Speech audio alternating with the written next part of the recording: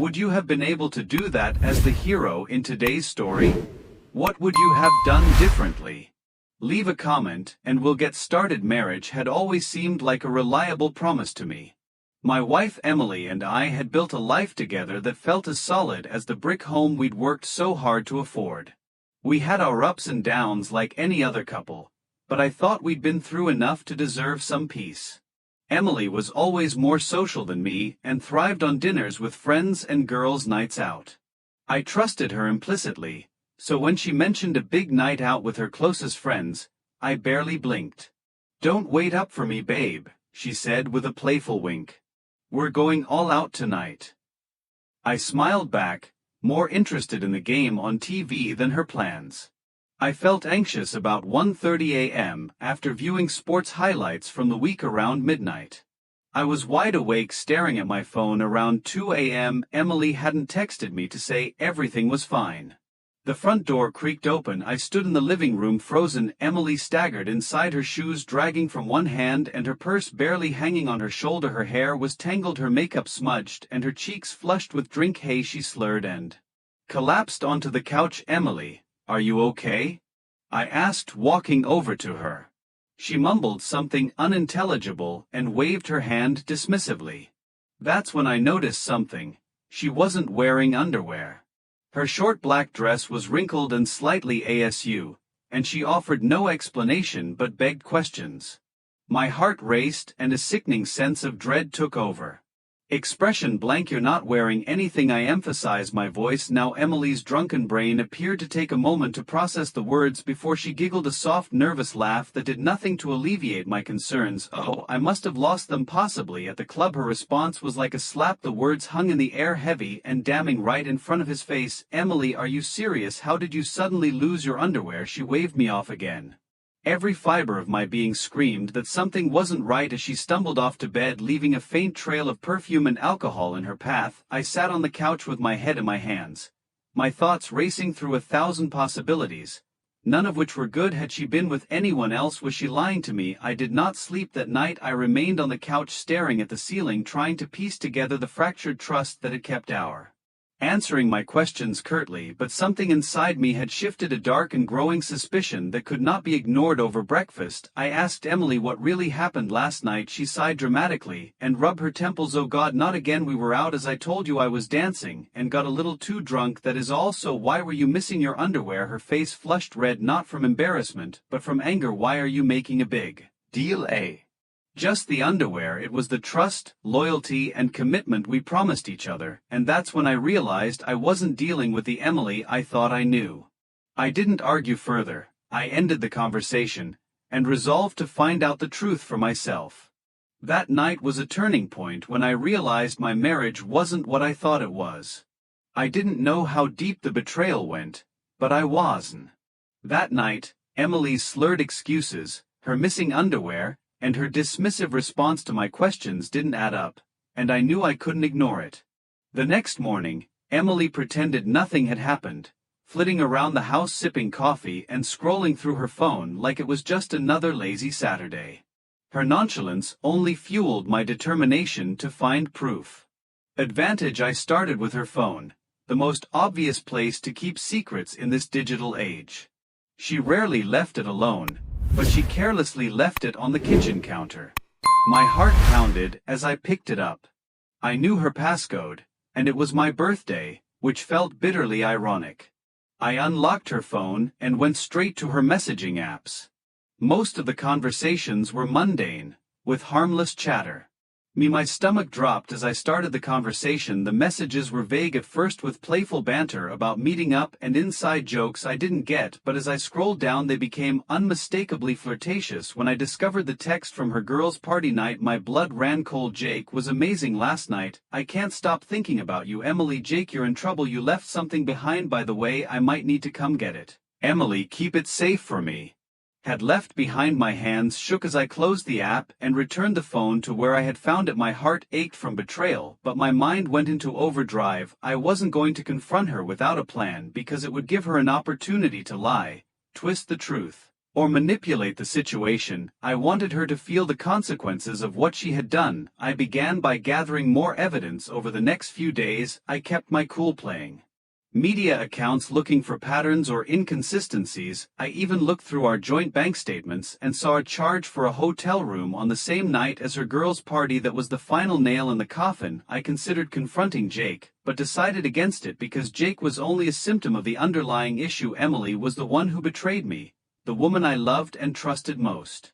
That realization hardened something within me. That week, I began preparing for the next phase. I knew that confrontation alone would not be enough. I wanted her to experience the same emotions I did: confusion, loss, and despair. So I carefully planned my exit strategy. First, I took money from our joint savings account and transferred it to a separate account she had no idea existed. I left enough behind cushion I was creating would be critical later. Next, I began packing my belongings gradually. I didn't want to raise suspicion, so I gradually hid my belongings in the trunk of my car: clothes, personal items, and anything I deemed irreplaceable, all of which quietly vanished from the house. Finally, I started preparing the paperwork for my departure. I looked into rental properties in another city and requested time off work, under the guise of wanting a mental health break. Apartment 2 states away. Emily remained oblivious throughout. Immersed in her own world, she started going out more frequently, sometimes without telling me where she was going. I stopped asking, knowing that my questions would not produce honest answers. One night, as she sat across the table scrolling through her phone, I broke the silence and asked Emily, "Do you love me?" Phone brushing off my question like it was nothing, but that brief exchange told me everything I needed to know. She didn't care, not really, and soon she'd realize just how much she had taken me for granted. As I went to bed that night, I felt no more doubt, no hesitation. The truth was out in the open, at least for me. My next steps were clear. I would leave without a trace, and she would wake up to the emptiness she had created. The countdown had begun. Leaving someone new. Logistics alone were daunting, but the emotional weight was heavier still. Emily had been in my world for years, and even though I knew she had shattered my trust beyond repair, part of me still mourned the life we'd built together. But every time I felt the ache of what I was about to do, I thought back to that night: her drunken giggle, the text messages, and a blatant betrayal. Smart, and if I left any loose ends, she'd find a way to track me down or twist a narrative to make me the villain. First, I covered all my financial bases. I quietly siphoned off money, transferring it into my own separate account. I also cashed out a portion to keep on hand. Emily might freeze the account out of spite once she realized I was gone. I paid off all my personal credit cards and canceled any memberships tied. Change my mailing address to a P.O. box in the city where I planned to start over. Next, I severed ties with anything that could lead her to me. I quit my job fighting a personal emergency. My boss was sympathetic, and I left on good terms, knowing I might need a reference in the future. I deleted my social media accounts, a drastic but necessary step to ensure Emily couldn't trace me. One night, as Emily was out again, no doubt with her friends or worse, I began clearing out heirlooms, sentimental items, and anything that would be too painful to leave behind. I didn't bother with furniture or decor. They were just material things, easily replaced. I left behind our wedding album. The thought of taking it felt like poison in my veins. What was the point? Those photos were lies, snapshots of a life that had never existed. By the end of the night, my car was packed and the house felt emptier. Losing me, my parents lived out of state, so I called them under the guise of needing a fresh start. They were supportive as always, and I promised to visit soon. As for mutual friends, I kept my plans vague, taking some time for myself. I'd say brushing off their questions. The fewer people who knew the truth, the safer my plan would be. I also left a letter for Emily that wasn't long or emotional, just a few lines explaining that I knew about a marriage built on lies. I didn't include any specifics or address her by name, because I wanted her to sit with the ambiguity, to question herself as much as I questioned her. The final night came quickly. Emily was home, curled up on the couch with her phone. She'd barely acknowledged me all evening, engrossed in whatever drama was on her screen. I watched her for a moment, memorizing the details. Jake, the hotel charge texts, so I couldn't stay at 4 a.m. My escape meticulously planned. The house was eerily quiet as I walked through it one last time, taking in memories that now felt like ghosts. Before leaving, I placed the letter on the kitchen counter, weighed down by her favorite coffee mug. It felt poetic in a way, her betrayal exposed, delivered with the same casual disregard she shown me. I stepped outside, the cold air biting in my face. I started the car and drove away as sunrise was just beginning to paint the horizon. By the time Emily woke up, I was miles away crossing the state line. My phone buzzed incessantly with calls and messages, but I ignored them. I knew she'd read the letter by now, and the panic in her text confirmed it. Emily, where are you? Emily, we need to talk. Indication she'd made her choices and now she'd have to live with them. I arrived in my new city by midday with my belongings crammed into a tiny apartment I'd rented under a pudum. The space was sparse and unfamiliar, but it felt like freedom. That night as I lay on the bare mattress, I thought about Emily. Was she crying, furious, trying to spin the story to her friends? It didn't matter. For the first time in years her emotions weren't my responsibility. Brewing was missing, as was the sound of me moving around in the kitchen. She rolled over expecting to see me sitting on the edge of the bed scrolling through my phone, like I did most mornings. Instead she was met with an empty space. Still groggy from sleep, she shrugged it off. Maybe I'd left early for work or gone for a morning run. She shuffled into the kitchen yawning, but stopped when she saw the note. The coffee mug sat on top of a single sheet. Her eyes scanning the brief damning words, Emily, I know I can't do this anymore. Don't try to find me. I made sure you won't be able to say goodbye. Her heart dropped. At first she didn't understand, or perhaps she didn't want to know what the ambiguity was, forcing her to confront the secrets she'd buried. Panic surged as she checked the rest of the house. The closets were half empty. The realization hit her like a freight train. I hadn't just left for work or a jog, I left for good. Emily's first reaction was to call me, but every attempt went straight to voicemail.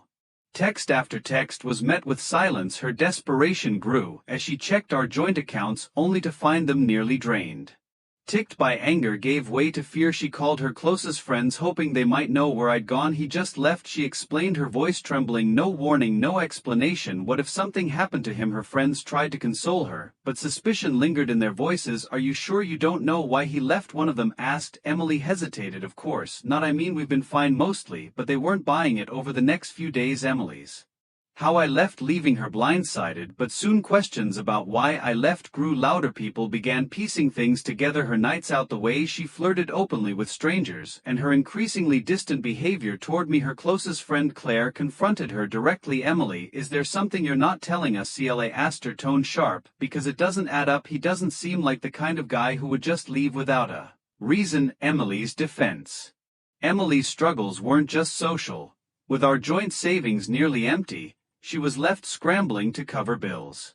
She'd always relied on me to manage our finances, and now with no backup plan, she was drooling.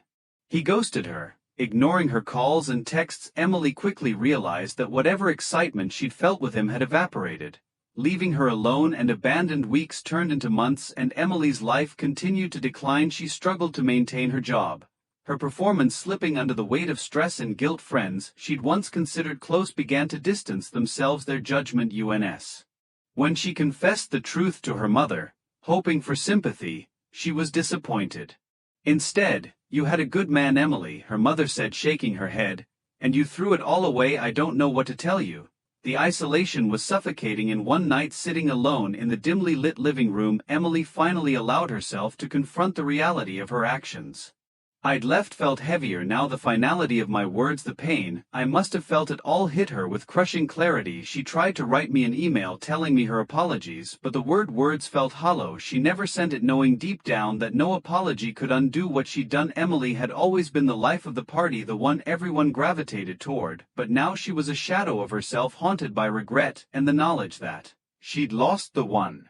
They were her reality, and for the first time in her life, Emily realized what it meant to truly lose everything. Her suffering wasn't immediate, but it was lasting, and every quiet moment was a reminder of what she'd thrown away, and deep down she knew she'd never escape it.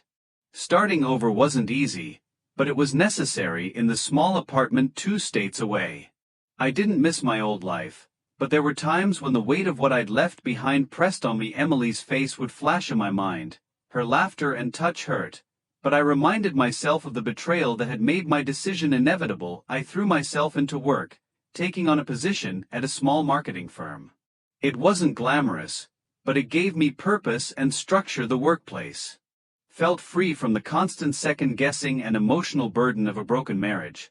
But even as I moved forward, A part of me couldn't resist checking in on Emily's life from afar through a mutual friend's social media. I saw snippets of her unraveling. Emily looked thinner, her once bright eyes dulled with stress. She'd stopped posting photos of her outings, and her usual flood of selfies was slowing. It was clear she was struggling. Times build strong people, it read, accompanied by a picture of Emily at a gathering, her smile forced, her face lined with exhaustion. I closed the app. My emotions a mix of vindication and pity. She was paying for her choices just as I had hoped, but it didn't feel as satisfying as I thought it would. Months passed, and I began to feel settled in my new life. I started dating casually, just enough to remind myself that not all. I smiled more, laughed more, and enjoyed the small moments again, but fate wasn't done with me or Emily. One crisp autumn day, as I walked into a local cafe, I saw Emily sitting near the window staring into a mug of coffee. Her hair was shorter, and she looked thinner than I remembered. I froze, my heart pounding as a wave of conflicting emotions washed over me. She hadn't seen me yet. Moment she said nothing, just stared at me as if I were a ghost. David, she finally whispered, her voice barely audible. I sat down across from her without asking. She looked like she'd aged years since I'd last seen her. There was a weariness in her face that hadn't been there before, a vulnerability that surprised me. What are you doing here? See you. The awkward silence stretched between us, heavy with unspoken words. Why did you leave like that? She finally asked, her voice breaking. I looked her in the eye, my expression unyielding. You know why, Emily? Don't pretend you don't. Tears welled up in her eyes, and she nodded, her composure. You're crumbling. I'm sorry, she whispered. I know that doesn't mean much now, but I messed up, and I've paid for it every day since you left. Her confession hung in the I don't deserve forgiveness, but I've changed. David, losing you made me realize what I had, what I lost. I know it's too late, but I needed to say it. I studied her, searching for sincerity. She looked broken, but I wasn't sure if it was because she regretted losing me or be. Long pause. I stood up. I appreciate the apology, Emily, but it doesn't change anything. I've moved on, and so should you. She looked up at me, her eyes brimming with tears. I'll never forgive myself, she said, her voice trembling. That's your burden to bear, I replied, my tone final, not mine, and with that I left the cafe, leaving her behind. Once more, as I stepped into the crisp autumn air, I felt lighter. Closure wasn't about hearing an apology, it was about writing the rest of my story. Walking out of that cafe would have been the end of it. I thought I'd said everything I needed to say. Emily's remorse, while genuine, didn't change what she'd done or how I felt. I didn't think there was anything left between us.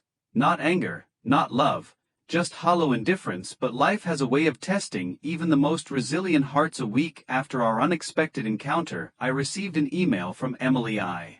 The last person you want to hear from, and I'm sorry for reaching out. I just need you to know that meeting you again gave me hope, not for us, but for myself. I've been a wreck since you left. I deserved every bit of pain, but it forced me to face who I'd become. You were a good man, and I failed you. I'll carry that guilt for the rest of my life. Take care of yourself. You deserve the happiness I couldn't give you. Emily. The email stirred.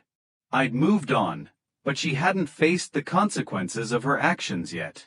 Over the next few days, an idea began to form. It wasn't about vengeance, it was about justice. Emily had hurt me in ways she couldn't fully comprehend, and I wanted to forgive her. Used an old email address to contact one of Emily's friends who had remained neutral after our split.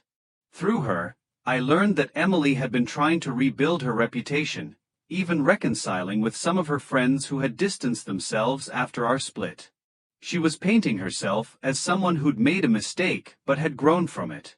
CLA was blunt, no nonsense, and I knew she valued honesty above all else. CLA, I wrote, you should know the full truth about why I left Emily. If you're still close to her, maybe this will help you understand what really happened. Attached to the email were screenshots of Emily and Jake's texts, the bank statement showing the hotel charge, and a copy of the letter I left behind. I wasn't sure what to expect, but within hours CLA replied, David, I'll make sure the truth gets out. The fallout was swift and far-reaching. Words spread among Emily's social circle, unraveling the narrative she'd carefully constructed. Friends who'd started to forgive her pulled away again, unwilling to align themselves with someone who had been so deceitful. Her family, already strange by the truth of her infidelity, grew even colder. Her mother once blamed David for leaving. He had every right to. Even her workplace became a source of tension. One of her colleagues, who had overheard the gossip, confronted her during a team meeting asking pointedly if she was the reason her husband left. Emily left the office that day in tears. It wasn't about ruining her life, it was about forcing her to face the consequences of her actions. For years, she'd avoided accountability, hiding behind half-truths and fleeting rumor. I didn't revel in her suffering. I felt a quiet sense of closure. Emily had hurt me deeply, but I'd rebuilt my life, moved on, and was happy. The difference was that I'd faced my pain head-on, while she tried to bury hers under lies and self-pity. Now she had no choice but to do the same months later. Run from my mistakes, but I can't anymore. You were right to leave, and I'll never stop regretting what I did to you, but I'm finally starting to fix myself, not for you, not for anyone else, but for me. I hope you're happy. Truly, you deserve it, Emily. I didn't reply. There was nothing more to say. Emily's life was no longer my concern, and mine was no longer hers. For the first time, I felt free, not just from her, but from the weight of everything we'd been. As I closed, time to move on fully and completely. Thanks for watching till the end. If you enjoyed the story, make sure to hit the like button. It only takes a second, but it means a lot to us. Don't forget to subscribe to the channel so you won't miss our upcoming videos, and hit the notification bell to be among the first to see it. See you in the next. A profound stillness enveloped me. You may be curious when you contemplate my vacant gaze on the horizon. My wife Jane has asked me to play the role of a cuckold for a week. I was unsure of my response, but a brief pause was necessary to gather my thoughts and calm my racing heart. Despite my reputation as a fool, I am confident in my response.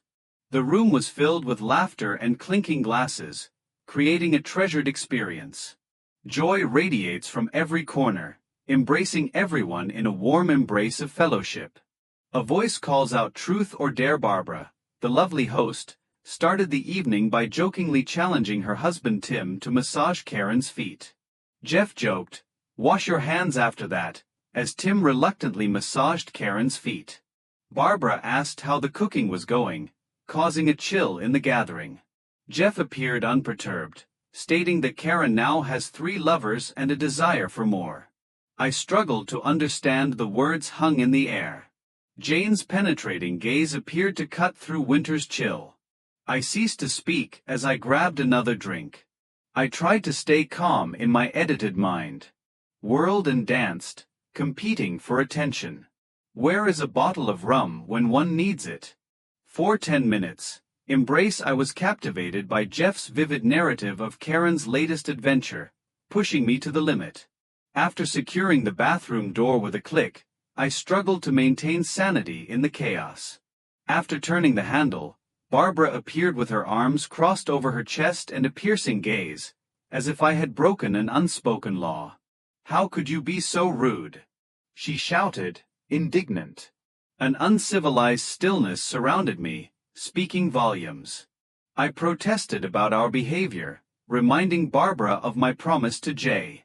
Barbara saw it as Jeff expressing his love for Karen by allowing her to explore other relationships, claiming it strengthened their marriage. My question was direct. Barbara was surprised and quickly regained her composure. She suggested I broaden my perspective to understand what women truly want, a skill she felt I had yet to grasp after 11 years of our union. Tim embraced this with an open heart and mind, and I threw it back into the void. Barbara stoppet AUN zerrt ein die Flicker. Thoughts crossed her thoughts as she realized she had yet to tell him. Jeff gently introduced the idea to other husbands, and I contemplated striking my sister if Tim agreed.